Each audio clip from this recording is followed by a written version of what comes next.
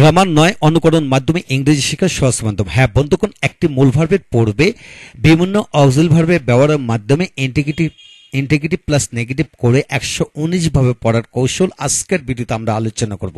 আপনাকে শুধু একটি ভার্ব দিয়ে যদি 119 ভাবে পড়তে পারেন তাহলে আপনি হাজার হাজার ভার্ব দিয়ে একই নিয়ম একই অনুকরণের মাধ্যমে পড়তে পারবেন। তাই ভিডিওটি শেষ পর্যন্ত দেখুন, পরিবেশিটি বুঝে নেন। আজকের ভিডিওটি Khan method a complete book of written spoken English grammar এই বই থেকে নেওয়া হয়েছে। এই বইটি সম্পূর্ণ বাংলা অর্থসাগর এবং ভিডিও লেকচারকে তৈরি করেছে। এই বইটির উপর ইতিমধ্যে 550 অধিক ভিডিও লেকচার তৈরি করে ফেসবুক ইউটিউবে দেওয়া হয়েছে, সেগুলো দেখুন। প্রতিটি ভিডিও আপনাদের কাজে আসবে এবং ভালো লাগবে।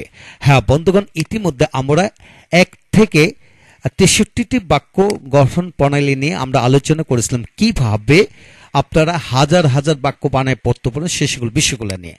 হ্যাঁ, শুধু একটা বাক্যের নমুনা শিখলে হয়ে যাবে। যারা প্রথম ভিডিওটি দেখেননি, অর্থাৎ 1 থেকে 63টি বাক্য কিভাবে পড়ানো হলো আলোচনা করলাম, সেটা আপনারা প্রথম জেনে নেন। তারপর দ্বিতীয় নম্বর ভিডিও অর্থাৎ 64 থেকে 119 ভাবে গঠন প্রণালী আলোকে আমরা প্র্যাকটিসটি দেখব, কিভাবে প্র্যাকটিস করলে আপনি দ্রুত মনে রাখতে পারবেন, সমস্ত জীবনের জন্য মনে রাখতে পারবেন সে সকল বিষয়গুলো নিয়ে।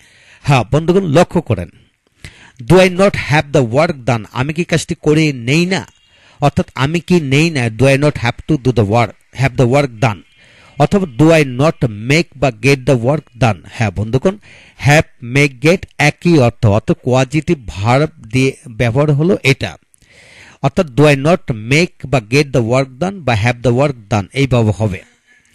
আর you not having the work done, আপনি কি কাজটি করে নিচ্ছেন না, বা আর ইউ নট নিচ্ছেন, তুমি কি কাজটি করে নিচ্ছ না। হ্যাঁ বন্ধুগণ, এখানে তুমি হবে, ইউ যে তুমি হবে। তারপর have you not had the work done, তুমি কি কাজটি করে নিয়েছো না, বা have I not had the work done, আমি কি কাজটি করে নিয়েছি না। Did I not have the work done, আমি কি কাজটি করে নিয়েছিলাম না।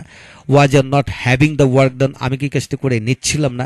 Had I not had the work done, আমি কি কাজটি করে নিয়েছিলাম না।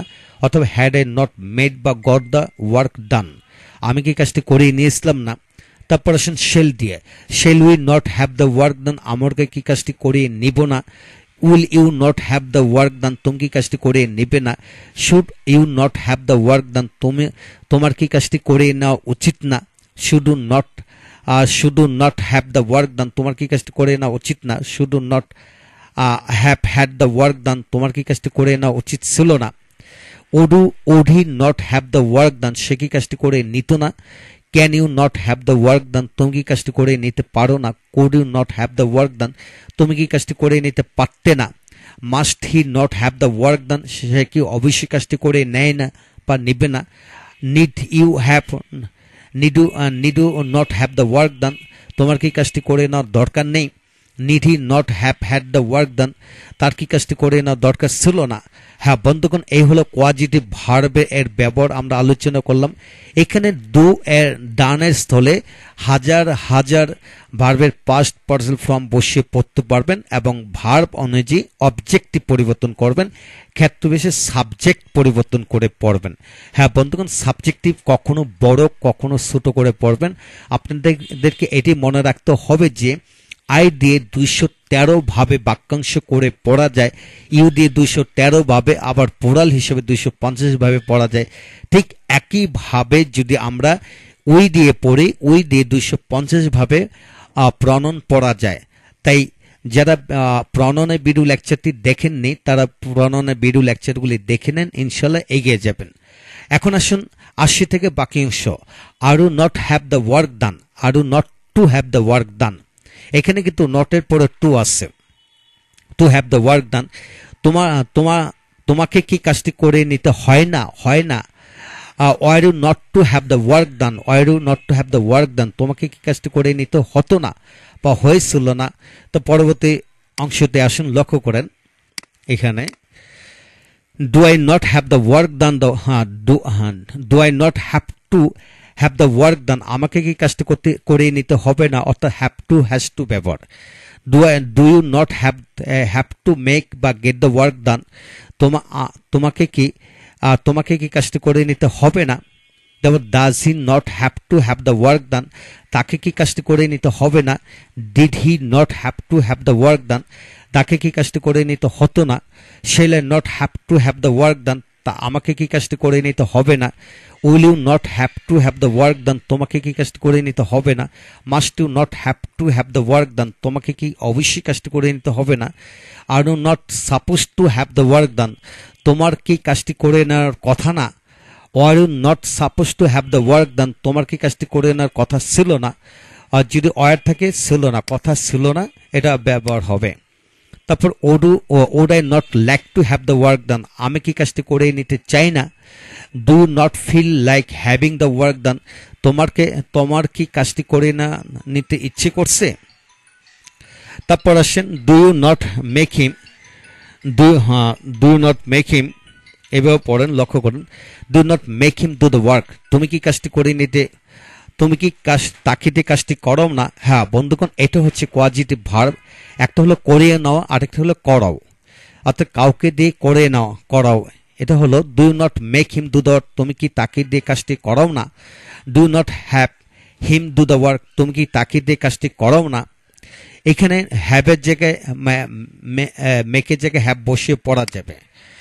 তারপর আসেন 43 number, are you not making him do the work, তুমি কি তাকে দিয়ে কাজটি করাচ্ছ না। Have you not made him do the work, তুমি কি তাকে দিয়ে কাজটি করাইছো না।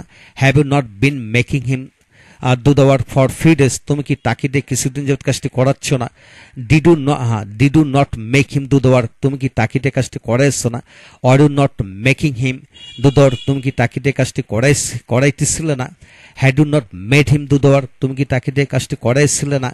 Had you not been making him do the work for few days, তুমি কি তাকে দিয়ে কিছুদিন যাবত কাজটি করাইতেছিলে না। Shall not make him do the work, তুমি shall not make him do the work, আমি কি তাকে দিয়ে কাজটি করাইবো না। Will he not make me do the work, সে কি আমাকে দিয়ে কাজটি করাবে না। Would he not make me do the work, সে কি আমাকে দিয়ে কাজটি করাতো না। হ্যাঁ বন্ধুগণ, এই হলো বিষয়। তো এখানে কোয়াজিটিভ ভার্ব দ্বিতীয় ফরমেশনটা আমরা নিয়ে আলোচনা করেছি। আর তারপর আসুন এখানে বাকি অংশটা পরবর্তী ভিডিওতে আমরা আলোচনা করব। এতগুলো একসাথে পড়লে হয়তো আমাদের সমস্যা মনে রাখা যাবে না, তাই 84 থেকে আমরা আজকে এখানে পড়লাম। আর 84 থেকে আমরা পড়লাম 102 পর্যন্ত। 102 পর্যন্ত আপনারা যে কোনো ভার্ব দিয়ে প্র্যাকটিস করুন, লিখে প্র্যাকটিস করুন। আর মনে রাখুন, গ্রামার নয়, অনুকরণ মাধ্যমে ইংরেজি শেখার সহজ মাধ্যম।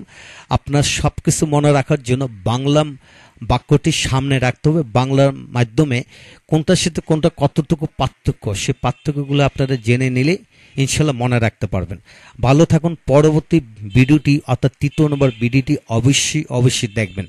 তাহলে আপনি যদি একটি ভার্ব দিয়ে 119 ভাবে ইন্টিগ্রেটিভ প্লাস নেগেটিভ করে পড়তে পারেন, তাহলে ইংরেজিতে 119টি গঠন প্রণালী আপনার কিন্তু শেখা হয়ে গেল। তাই অনুকরণের মাধ্যমে শিখে ফেলেন, ইনশাল্লাহ এগিয়ে যাবেন। Thank you very much.